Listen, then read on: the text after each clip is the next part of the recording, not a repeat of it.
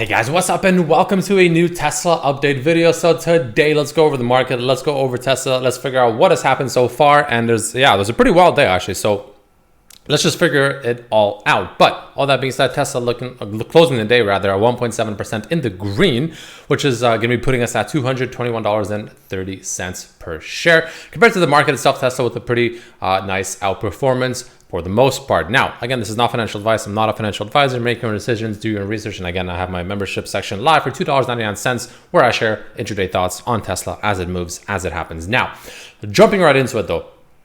So Tesla's definitely in an interesting position here, right? So it's hard to, I will admit, it's a difficult situation here. Now, there is potentially, this technically is a bearish candle, but it's like, it's not exactly what I would want it to look like. Essentially, it would be a hanging man candle, right? Where you have these kind of, trends where you have it's obviously rallying, and then you have a hanging man candle, right? And then of course it reverses, right? More or less. So this is kind of what you would want it to look like, right? That, or like something like this, you know what I mean? Or like even something like this, these ones in the center, right? Something like these is what you want it to look. And this is like pretty close to it. It's just the body is too big for how little the wick underneath is. So I don't know if I would like count it as like a being valid, like, or not. Like maybe it is, I don't know, I guess we'll find out.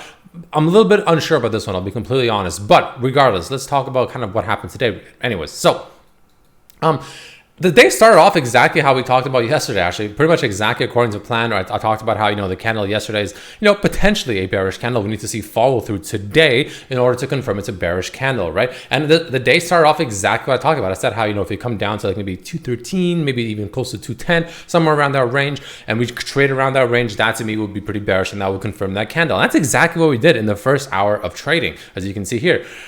And I'm pretty sure some bears entered prematurely thinking that it's going to confirm it, and the way it was moving, it seemed like it was going to be confirming it until, of course, Tesla just rocketed back up. And probably a lot of bears that entered prematurely probably got slapped pretty hard, right? This is why I usually don't short Tesla, because it's a hard one to time, honestly.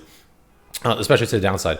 But even with that being said, right, we ended up rallying back up, and then of course we ended not only not red but into the green, and pretty much completely changing the way the candle looks like on the daily. So definitely a little bit of a wild day, right? And I'm not gonna lie, even though I completely expected this candle here, I did not expect it to at least show this much performance, right, or this much strength. At the very least, I thought maybe it'll come back up to this 217 level and get rejected, but the fact that it went above it, and arguably at the moment maybe even showing some resistance now, or support rather, at this area, as opposed to before where it was resistance, it's definitely something to consider. So this is why I say it's kind of an interesting situation, because again, you can argue this is a daily bearish candle, right? There is an argument to be made there, in my opinion. But with that being said, it is closing above the 217, kind of 218-ish level, which is good for the bulls. So that's a bearish thing and that's a bullish thing, respectively, right? So that's two different things. On top of that, you also have a pretty decent overall actual candle itself, showing a lot of buyer pressure. But again, usually when this kind of happens, in an uptrend, again, if you want to classify it as a hanging man candle, this would actually be quite bearish. So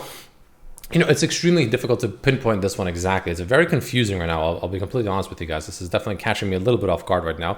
Again, I'm not trading it right now. I already have my long positions, right? I have my covered calls against them, and right now I'm just kind of letting Tesla do its thing, really. To me, it doesn't affect me too much. The only bad thing would be if it just completely rockets even further from here, like way up higher, then I miss out on extra profit. That's pretty much my worst case in my opinion. But regardless, right? The way I look at it is as follows, right?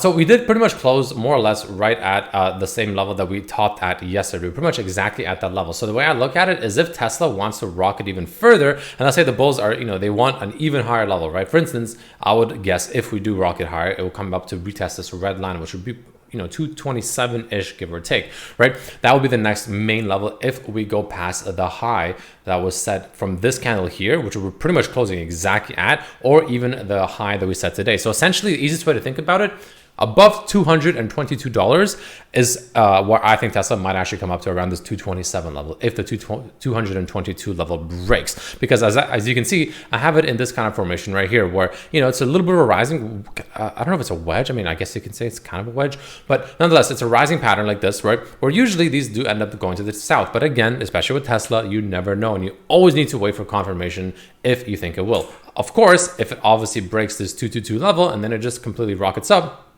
well, that's phenomenal, right? Then I think Tesla will come up to around this 226, 227-ish level. And then I think from there, we'll, of course, revisit it once again if it does happen. So those are the main things I'll be personally looking at. Now, if you're a bear, what you wanted is, of course, like I said, to fall to the downside from this little pattern, right? Something from this little wedge here or whatever, right? That's kind of what you want to see happen. So in other words, what you want to see happen is pretty much you want it to go back under this kind of 217, maybe even 216 level one more time and really start to show, weakness instead of having this, massive recapture of the level, that we had today in the first hour of trading, right? You want to see this candle minus, of course, this, massive wick at the bottom like this, right?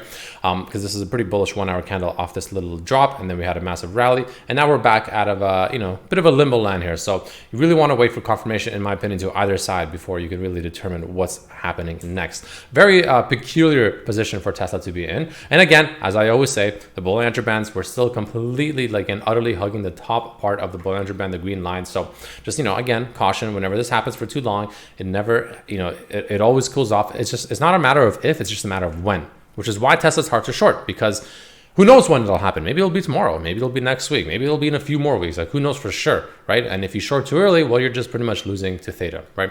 So that's the problem with that. So, but all that being said and done, again, those are the major levels I'll be personally looking at right now to see where Tesla's moving next and essentially break out of this pattern right here that I personally foresee right now. Also, interestingly enough, is VIX. I honestly can't believe this is even happening, but VIX is actually in the 13s now, which is pretty ridiculous. I didn't think this would happen, I'll be honest. This is pretty crazy stuff, right? The VIX being this low is, that's pretty low. It hasn't happened since, it's even lower actually since the 2021 on June 21st. So taking a look, let's say, for instance, for fun, 2021, June 21st. Where is that here? Wait, what was that? Sorry, one more time. Let me just double check this right here. Let's do this one right here. Monday, 21st of June of 2021. 21st of June of 2021 should bring us over to, where is it? Right around, somewhere around here. So SPY was actually pretty much at very similar levels. Actually at the exact same level, interestingly enough. Pretty much at the exact same level SPY was at, on that exact level from when the VIX was at very similar levels that we're a little bit lower, but similar levels, was back here. And that's when VIX obviously, started finding some pretty nice bounces for the most part. And we're literally at the exact same spot, which is interesting. So just, again, whatever that means for you, you can obviously make your own conclusions off of that. But the VIX being this low is interesting, to say the least. This is extremely low. It's hard to be just super duper bullish right now on overall the market. I feel like the market in general, wants a little bit of a pullback. It's definitely overextending here, which is great for the bulls, obviously. But, RSI and the QQQ is extremely high. SPY not too much. SPY didn't really join the rally as much as QQQ, but, just something to note, right? Obviously, very high RSI in the QQQ. Every time it's done this, it's obviously pulled back. Same with Tesla. So even though we can still, of course, go higher, and there are still, opportunities and, chances of us going higher, it's hard to be super duper long here and super duper bullish at the very moment. Just, another thing to note. One more thing to note as well is if we do this right here, right? Check this out. So if we take this blue line from the all-time highs and we put it all the way down to somewhere around like this, right? Give or take, right? As we touch, these candles here, we obviously had this little anomaly over here, but nonetheless, pretty much getting rejected more or less at these levels here. And then obviously getting rejected over here. And then it pretty much meets us almost exactly where we are at right at the very moment. Honestly, only a little bit higher than this, like another $2, maybe $3 at most. And we touch this line once again, this ultimate rejection line, one of the ultimate rejection lines that in my opinion, if Tesla breaks, is very, very, very, very, very good for Tesla overall to mid to long term, right?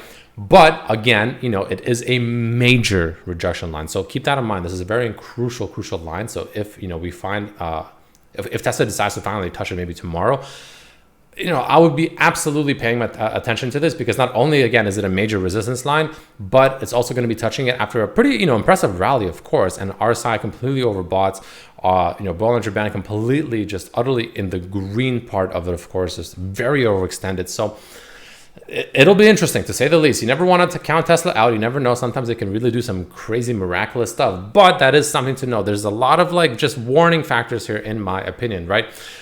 Again, I personally view, like I said yesterday, I'm personally, and I said this in my members section, I do have long positions just hedged with covered calls, but I'm not looking to add any new long positions here until I get some pullback, right? Right now, it's way too overextended.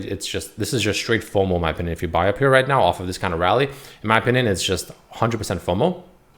And you know that sometimes it is what it is, right? If you're patient, and I personally believe you will get a better price. But again, you know, obviously each to their own. I personally am not looking to enter any new long positions at this level until we get an actual pullback somewhere to around closer to the 200 level, maybe even the 190s. And that's where I am definitely, you know, more interested. Let's just say that. But with that being said, that's kind of what I am seeing right now. So let me know what you guys think down below. If you enjoyed the video, don't forget to hit that like button. And of course, see you guys on the next one. Peace.